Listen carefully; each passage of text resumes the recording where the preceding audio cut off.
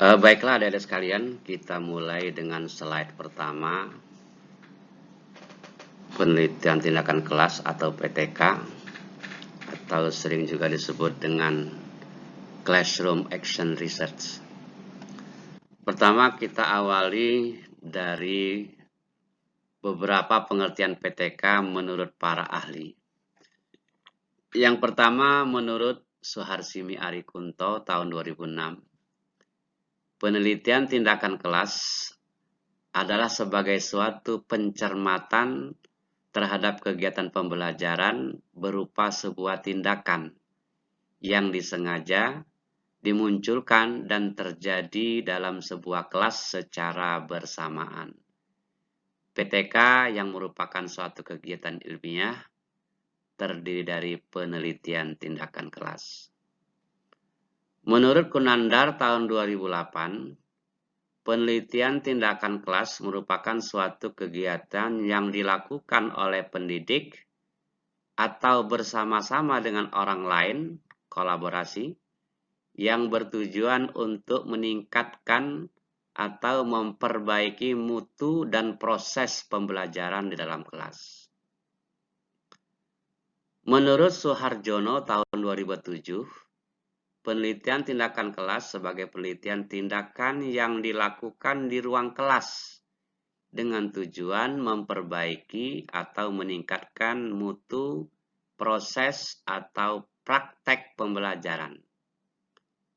Yang keempat, menurut Kemis dan McTaggart tahun 1988, penelitian tindakan kelas ialah suatu bentuk refleksi diri secara kolektif yang dilakukan oleh peserta-pesertanya dalam situasi sosial untuk meningkatkan penalaran dan keadilan praktek-praktek itu dan terhadap situasi tempat dilakukan praktek-praktek tersebut.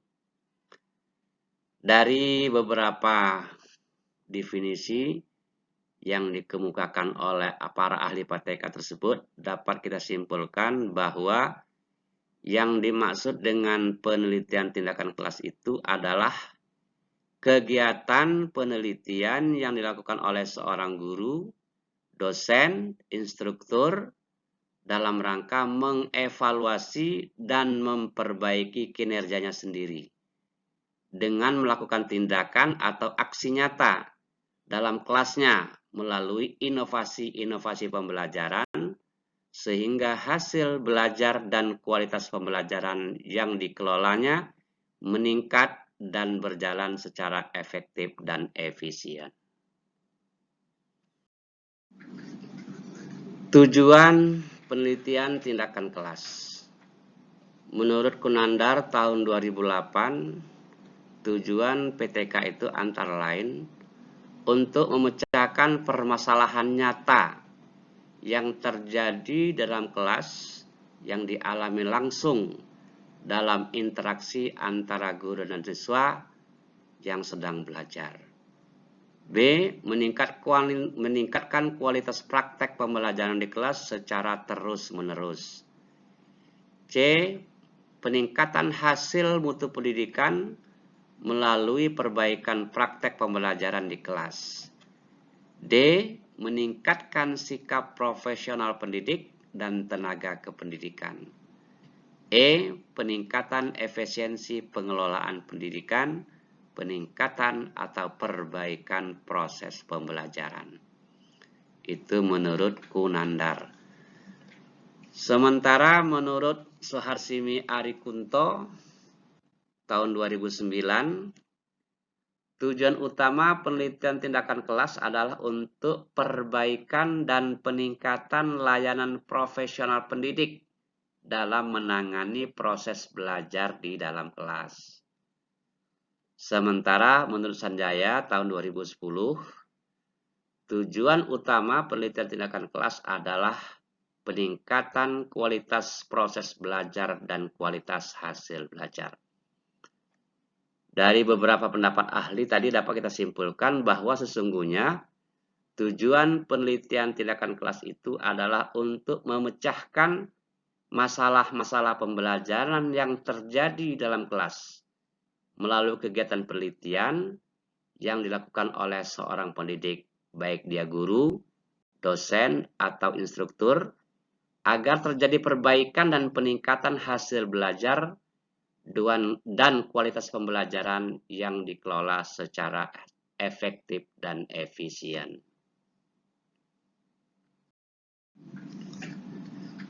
Selanjutnya, perlu kita ketahui karakteristik PTK itu seperti apa.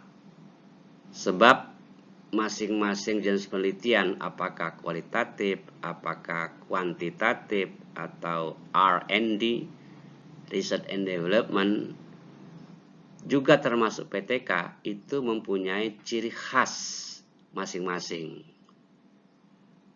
Jadi, nanti adik-adik bisa membedakan mana karakteristik PTK, kuantitatif, kualitatif, atau R&D.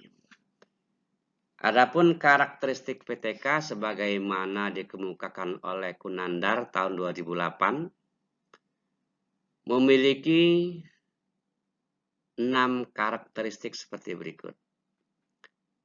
Yang pertama, ciri khasnya atau karakteristiknya adalah PTK itu on the job problem oriented.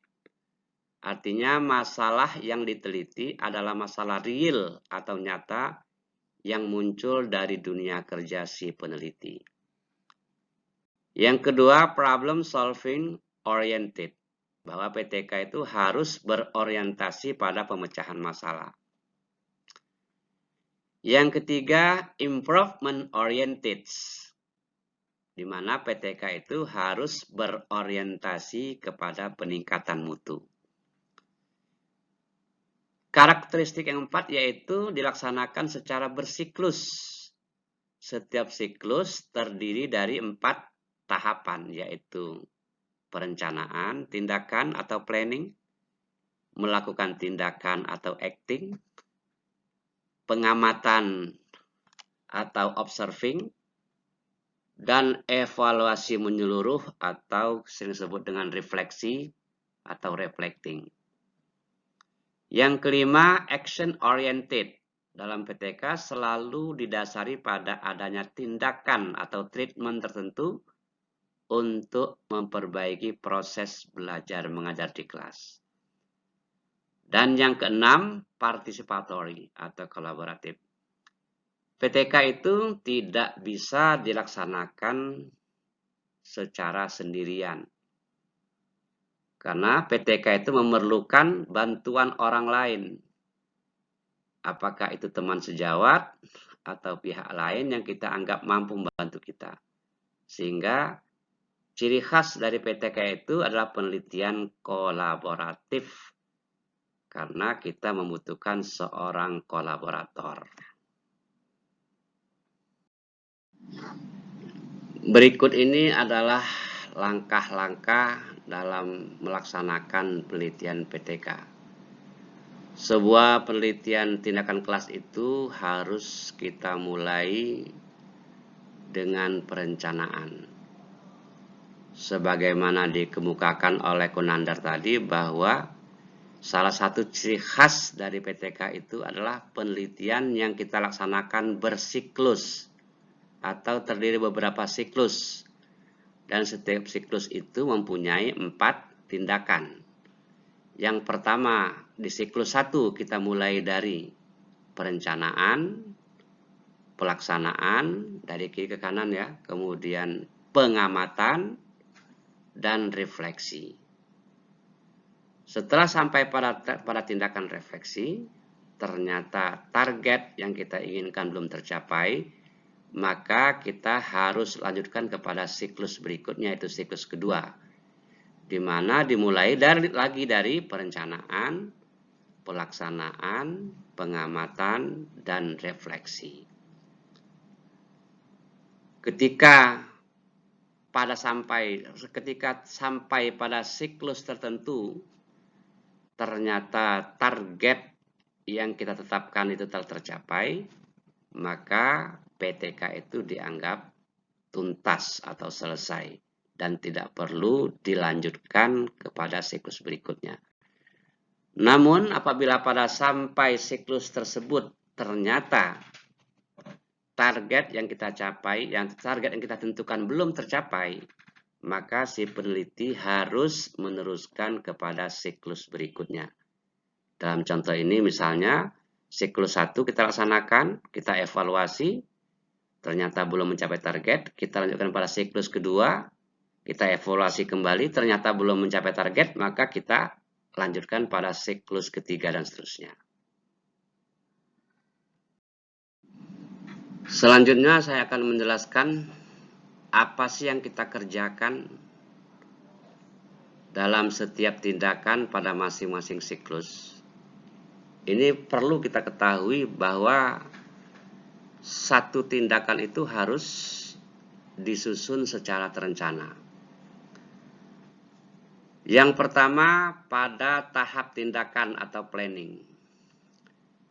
Pada tahap ini, kita harus menyusun strategi atau rencana pembelajaran sebelum PTK.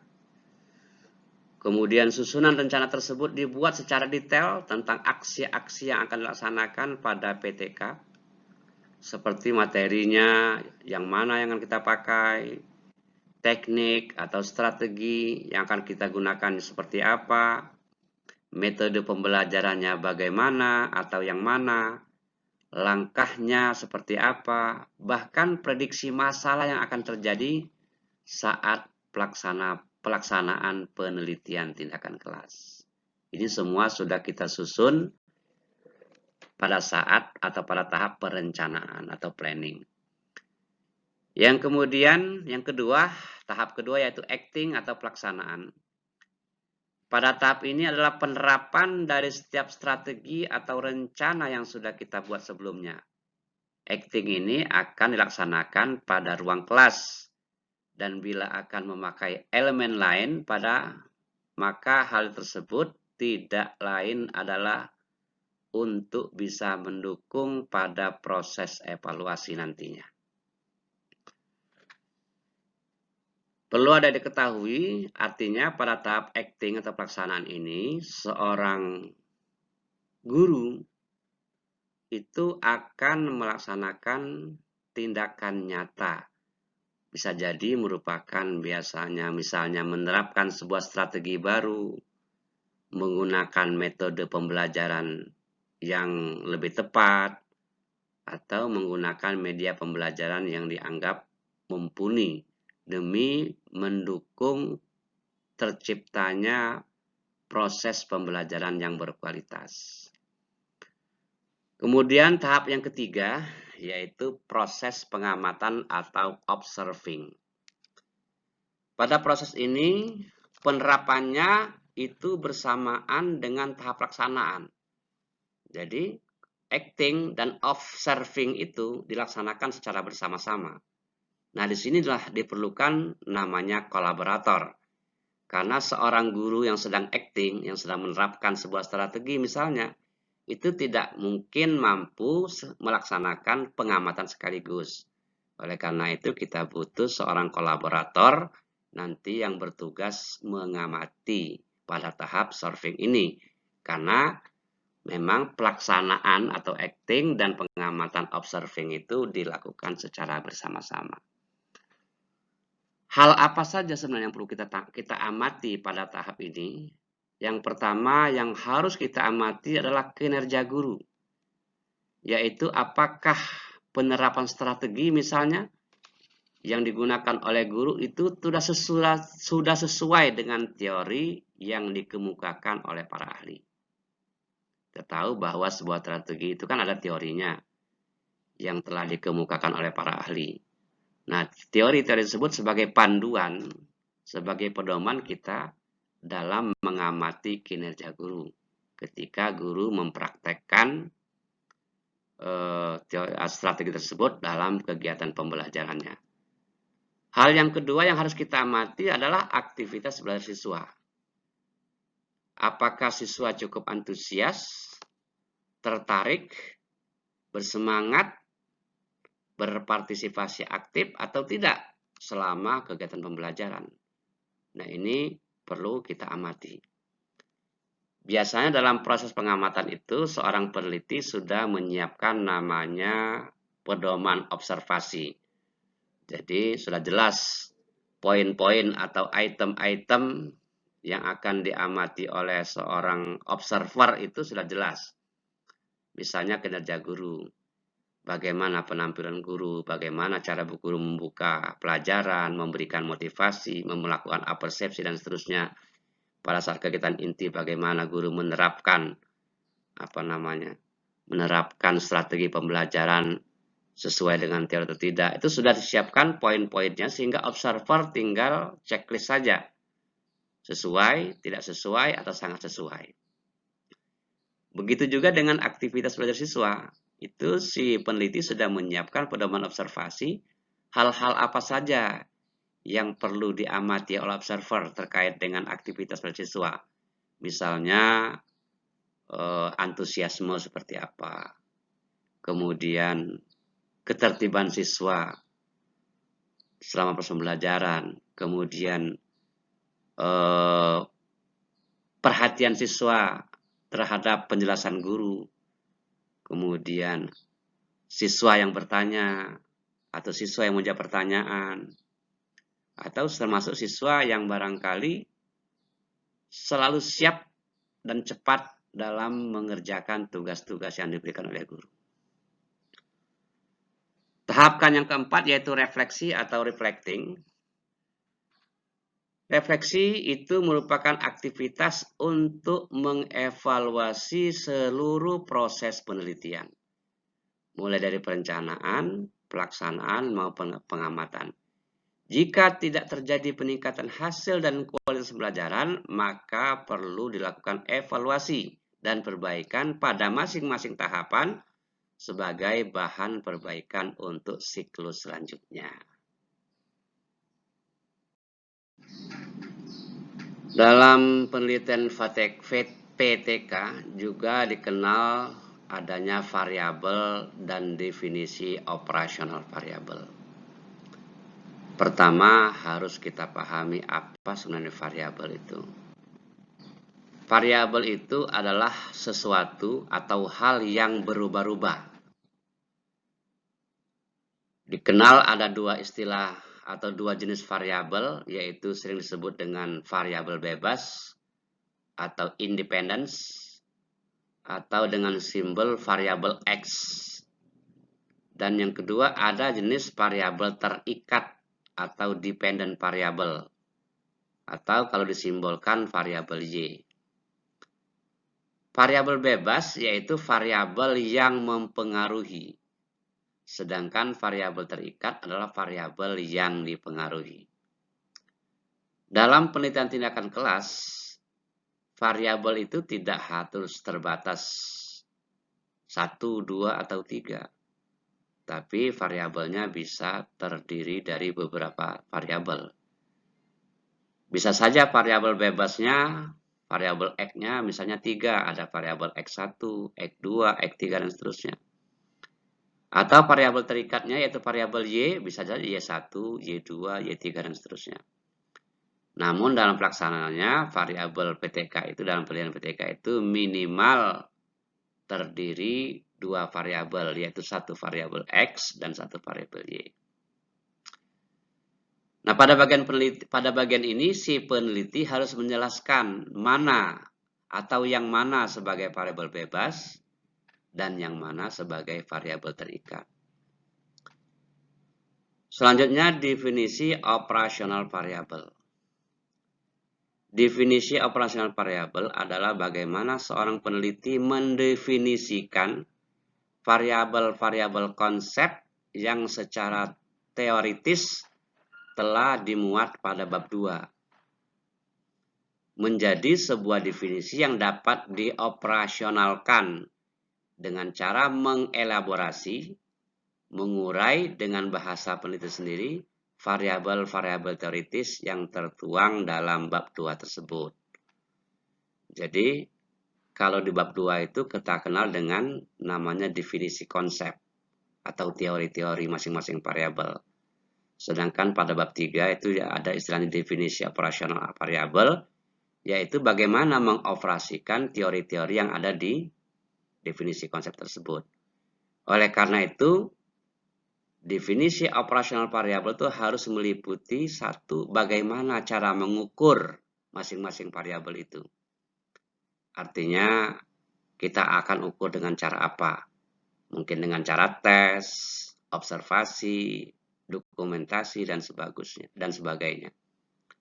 Kemudian, alat ukurnya apa yang akan digunakan? Misalnya kalau kita menggunakan cara mengukurnya, teknik mengukurnya menggunakan tes, itu ada alat ukurnya namanya soal tes atau item tes.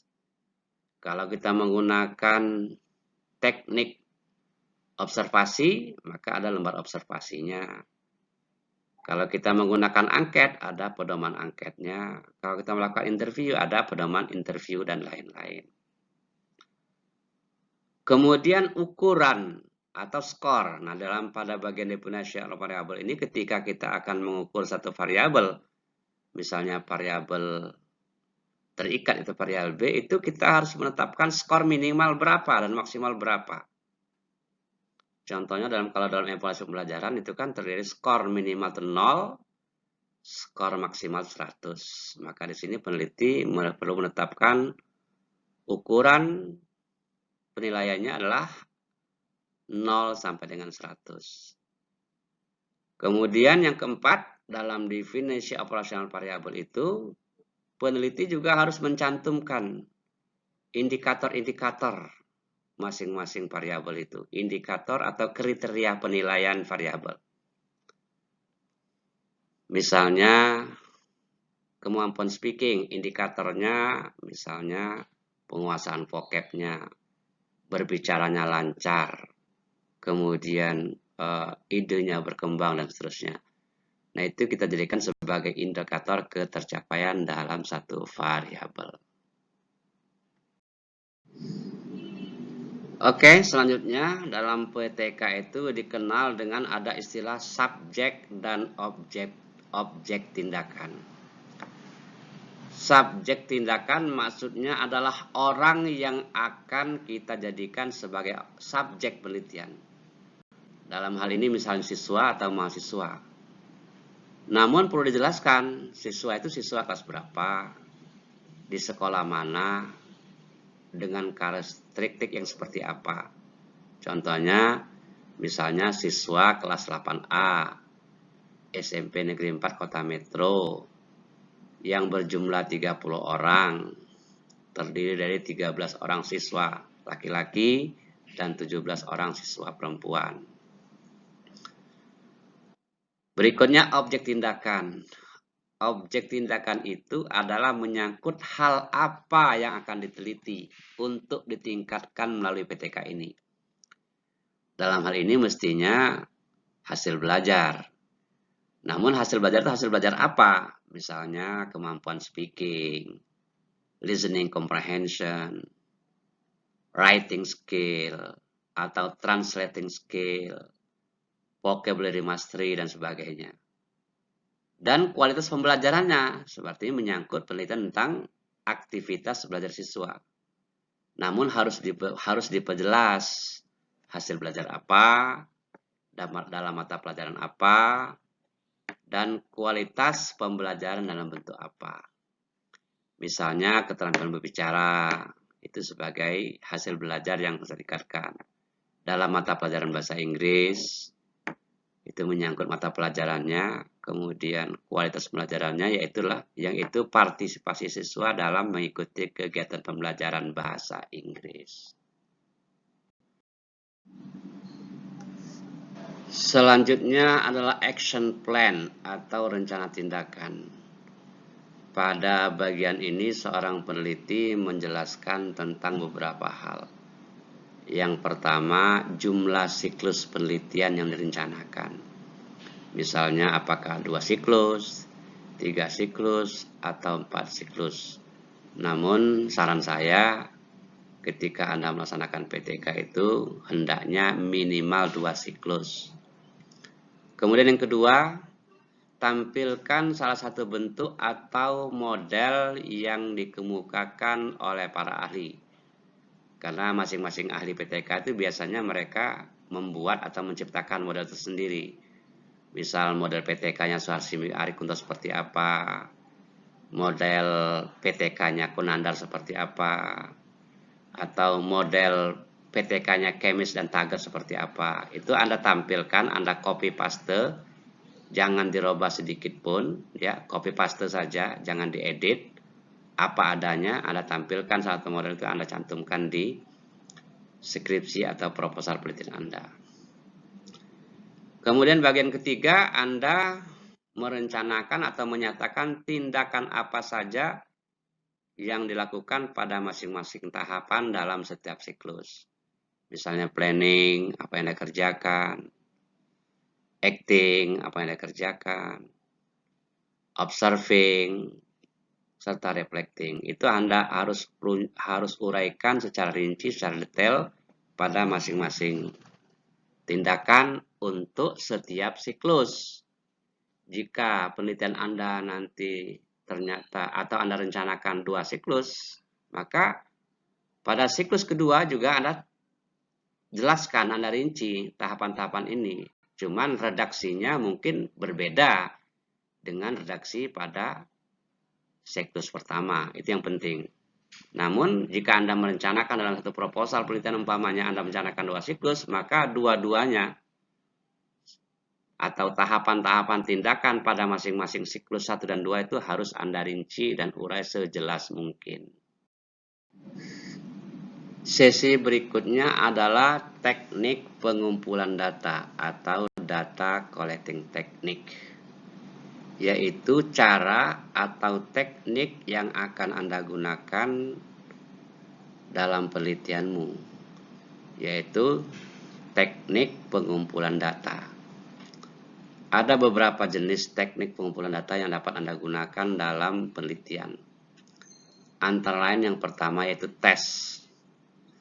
Tes ini digunakan untuk mengetahui kemampuan atau penguasaan materi seorang siswa atau mahasiswa dengan memberikan sejumlah pertanyaan, soal, panduan tes yang diberikan kepada testi atau yang dites yaitu mahasiswa.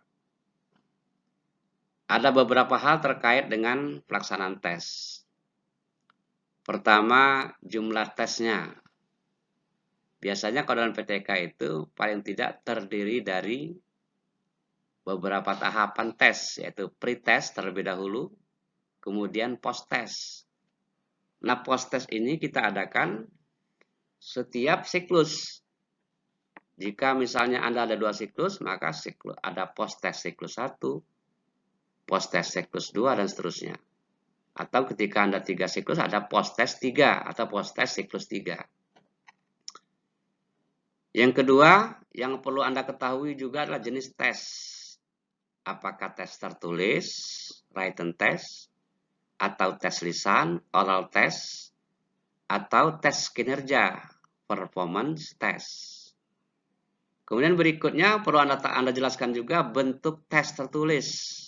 Itu ada pilihan ganda, multiple choice, ada tes uraian atau essay test, ada tes menjodohkan, dan lain-lain.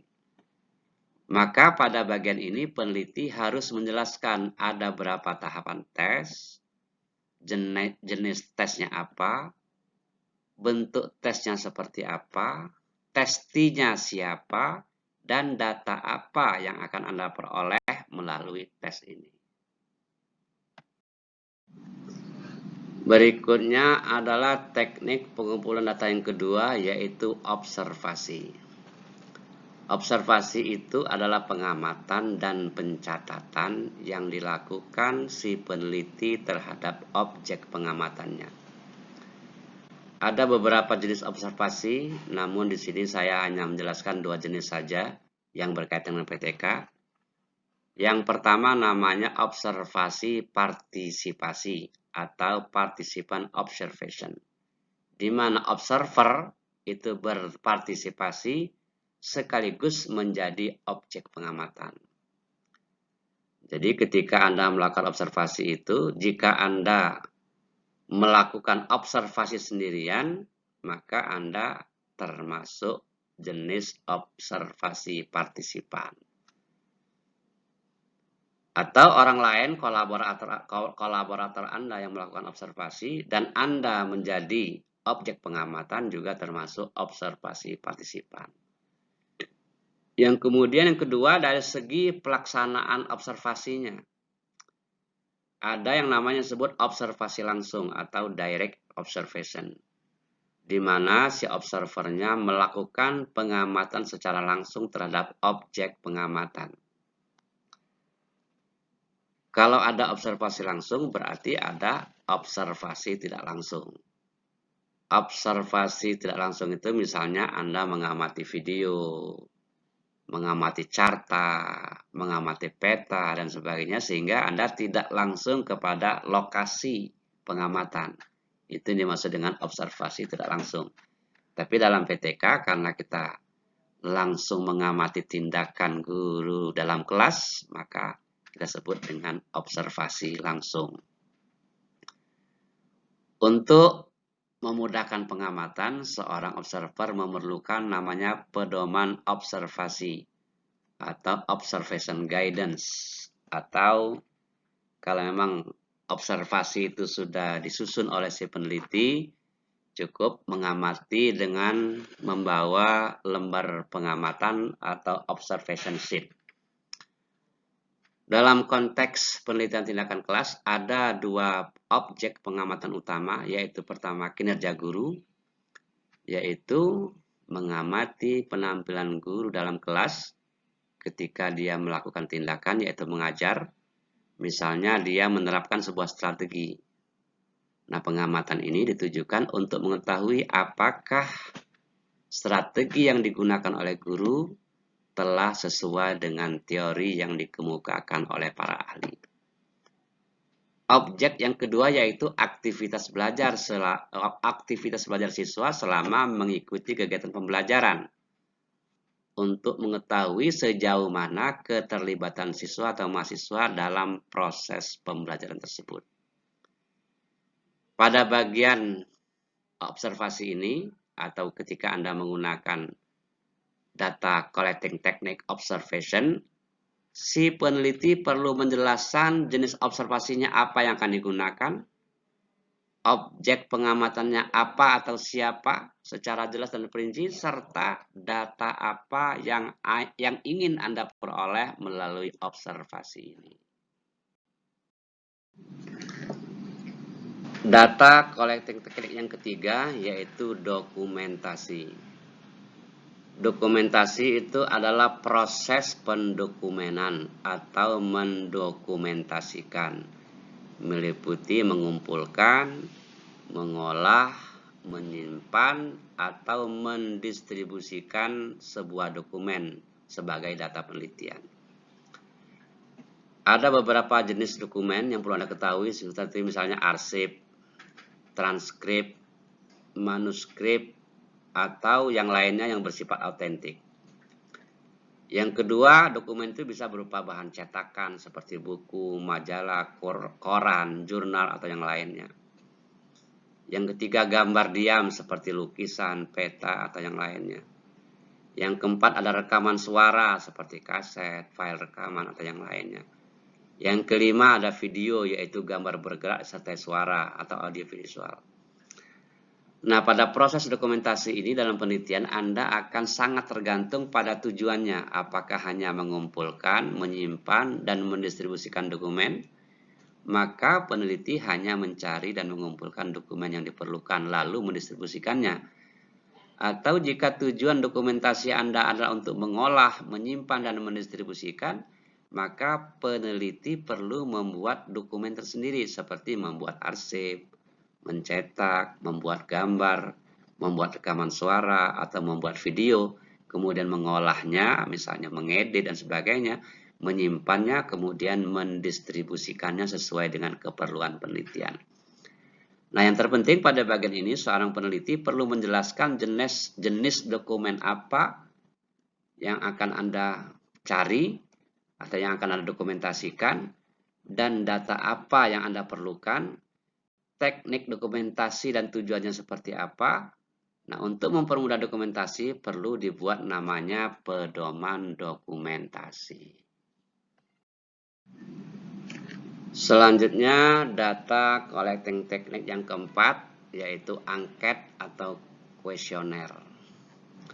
Menurut Sugiono tahun 2019, angket adalah teknik pengumpulan data yang dilakukan dengan cara memberi seperangkat pertanyaan atau pernyataan. Ingat ya, bisa pertanyaan atau bisa juga pernyataan tertulis kepada responden untuk dijawabnya. Pernyataan dalam angket itu bisa berupa pernyataan positif atau negatif. Ada dua jenis angket atau kuesioner berdasarkan sifatnya. Yang pertama yaitu angket langsung atau direct questionnaire, di mana peneliti memberikan atau menyampaikan angketnya secara langsung kepada responden untuk mendapatkan jawaban atau tanggapan secara langsung pula dari responden. Jadi kalau Anda angketnya itu Anda sampaikan langsung kepada responden untuk dijawab dan ditanggapi, itu namanya angket langsung. Namun yang kedua, bisa juga Anda menggunakan angket tak langsung atau indirect questionnaire, di mana si peneliti tidak memberikan atau menyampaikan secara langsung kuesionernya kepada responden.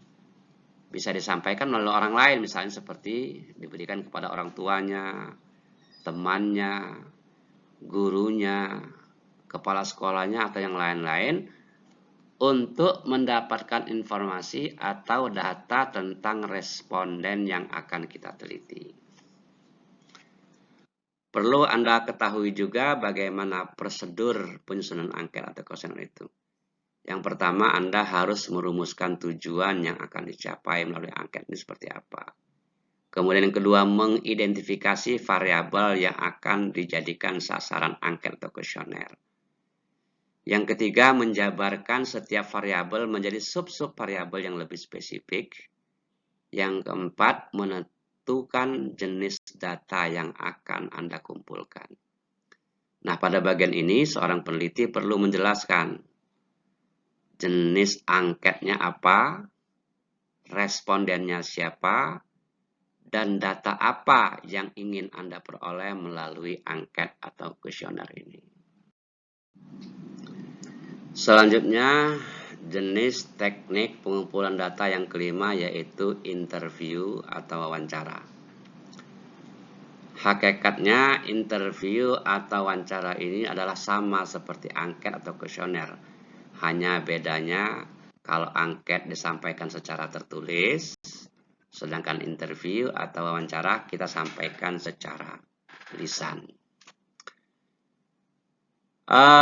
Interview atau wawancara yaitu teknik pengumpulan data dengan cara menyampaikan seperangkat pertanyaan atau pernyataan secara lisan kepada responden untuk mendapatkan jawaban atau tanggapannya.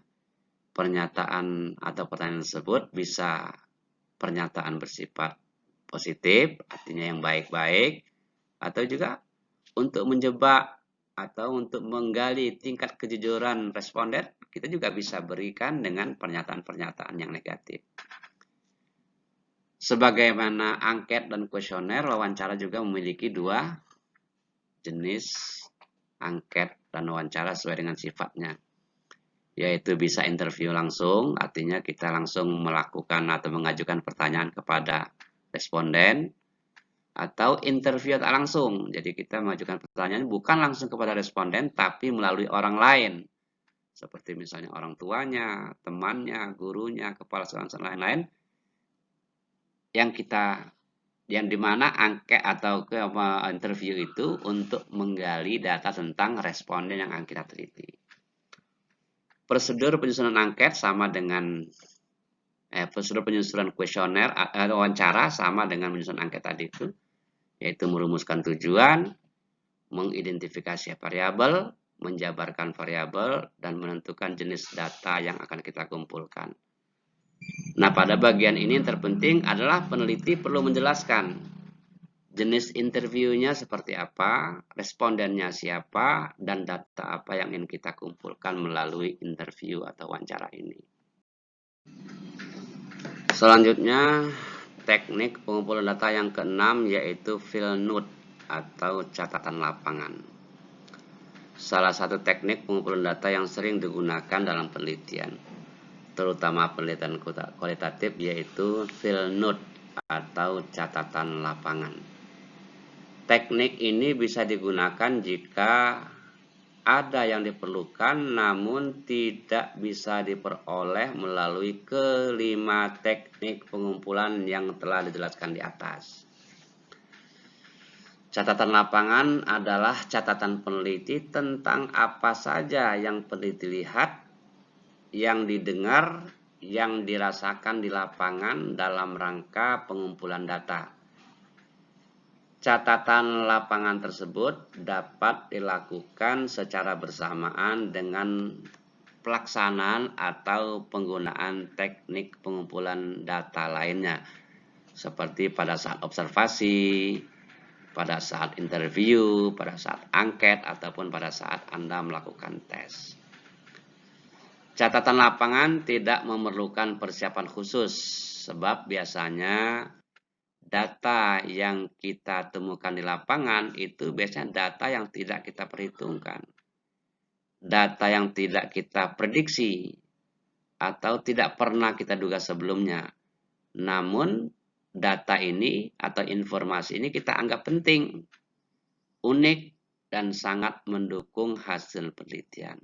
Sehingga peneliti merasa perlu dan tertarik untuk mengumpulkan atau mengambil data ini. Catatan lapangan bisa berupa apa saja. Misalnya Anda melihat di satu lokasi sekolah ada slogan-slogan tertentu yang menarik menurut Anda.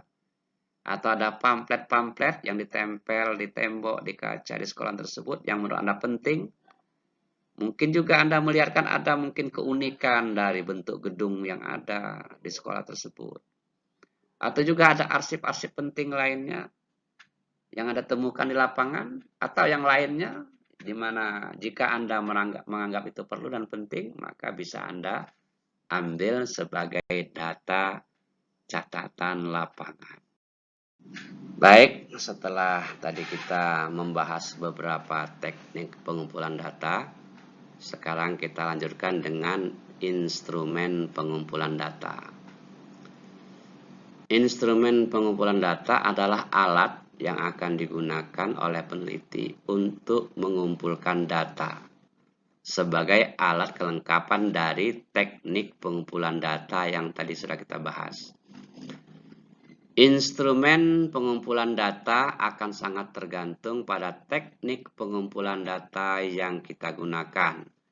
Langkah-langkah penyusunan instrumen pengumpulan data sebagai berikut. Di antaranya, pertama, Anda harus melakukan analisis terhadap variabel penelitian, yaitu dengan menganalisis setiap variabel menjadi sub-sub variabel, kemudian mengembangkannya menjadi indikator-indikator tertentu. Yang kedua, Anda harus menetapkan jenis instrumennya seperti apa. Langkah yang ketiga, Anda harus menyusun kisi-kisi atau layout instrumen, atau sering juga disebut dengan instrumen blueprint. Nah, kisi-kisi instrumen ini diperlukan sebagai pedoman dalam merumuskan item-item instrumen. Dalam kisi-kisi tersebut harus mencakup adanya ruang lingkup materi, variabel penelitian, jenis-jenis pertanyaan, banyaknya atau jumlah pertanyaannya, waktu yang diperlukan, serta skor dari masing-masing item atau pertanyaan tersebut. Yang langkah yang keempat yaitu Anda harus menyusun item instrumen. Nah, berdasarkan kisi-kisi yang telah kita susun pada tahap ketiga tadi itu, langkah selanjutnya Anda menyusun atau mengembangkan instrumen berupa item-item pertanyaan atau pernyataan sesuai dengan jenis instrumen yang akan Anda gunakan. Nah, langkah yang kelima yaitu seharusnya atau idealnya sebelum Anda menggunakan instrumen tersebut, seharusnya Anda melakukan uji coba instrumen terlebih dahulu. Uji coba instrumen ini perlu dilakukan untuk mengetahui tingkat reliabilitasnya, validitasnya, serta keterbacaan setiap item. Mungkin saja berdasarkan hasil uji coba, ada sejumlah item yang perlu dibuang atau diganti dengan item yang baru. Nah, ini bisa kita ketahui, bisa kita perbaiki, bisa kita revisi item-item tersebut setelah kita mendapatkan masukan dari subjek uji coba. Berikutnya adalah teknik analisis data PTK. Perlu saya jelaskan bahwa penelitian tindakan kelas ini dalam analisis datanya itu seringkali menggunakan teknik analisis data gabungan, yaitu gabungan antara jenis penelitian kualitatif dan kuantitatif. Oleh karena itu, hasil penelitian PTK itu bisa kita analisis secara kualitatif dan bisa juga kita analisis secara kuantitatif. Demikian juga kesimpulannya, bisa kita berikan kesimpulan secara kualitatif atau kuantitatif. Namun pada bagian ini saya hanya menyampaikan teknik analisis data PTK dengan menggunakan rumus statistik sederhana. Adik-adik sekalian, teknik analisis data adalah langkah-langkah atau cara yang digunakan dalam menganalisis data yang kita kumpulkan atau yang dikumpulkan oleh peneliti. Dalam penelitian tindakan kelas ada beberapa tahap dalam menganalisis data atau dalam melakukan analisis data sesuai dengan tahapan tindakan penelitian. Misalnya, selesai melakukan penelitian pada siklus 1, maka peneliti akan melakukan analisis data terhadap hasil belajar dan partisipasi belajar siswa dalam siklus 1 tersebut. Kemudian nanti mungkin Anda akan melakukan atau tindakan kedua, tindak kepada siklus kedua. Maka hasil penelitian pada siklus kedua juga perlu kita analisis dengan menggunakan analisis data. Begitu juga selanjutnya, termasuk hasil pretest. Itu sebelum kita melangkah ke tindakan pada siklus ke-1 atau kedua, kita melakukan pretest terlebih dahulu. Nah, data yang kita peroleh dari pretest ini juga perlu kita lakukan analisis data. Maka ada beberapa rumus statistik sederhana yang biasanya digunakan untuk menganalisis data penelitian tindakan kelas. Yang pertama yaitu mencari rata-rata nilai siswa. Bisa Anda gunakan dengan mencari rata-rata nilai dengan menggunakan aplikasi Excel, Microsoft Excel, atau juga Anda bisa menggunakan rumus mencari rata-rata menggunakan aplikasi atau program SPSS. Nah, namun secara manual, secara teoritis, cara mencari nilai rata-rata itu adalah total skor atau jumlah nilai siswa dibagi dengan jumlah siswa. Itu nanti akan ketemu nilai rata-ratanya. Yang kedua, yaitu untuk mencari persentase ketetesan belajar.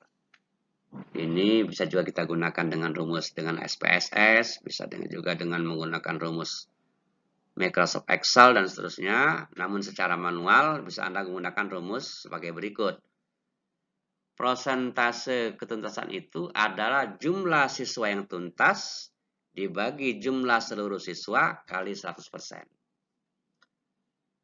Nah, selanjutnya untuk mengetahui ada tidaknya peningkatan hasil belajar dan aktivitas belajar, peneliti perlu melakukan pembandingan skor yang diperoleh dari pretest dengan skor yang diperoleh pada post-test siklus 1.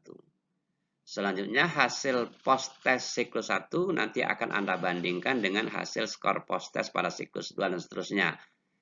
Sehingga berdasarkan analisis data tersebut nanti akan Anda ketahui apakah indikator ketercapaiannya telah berhasil Anda capai.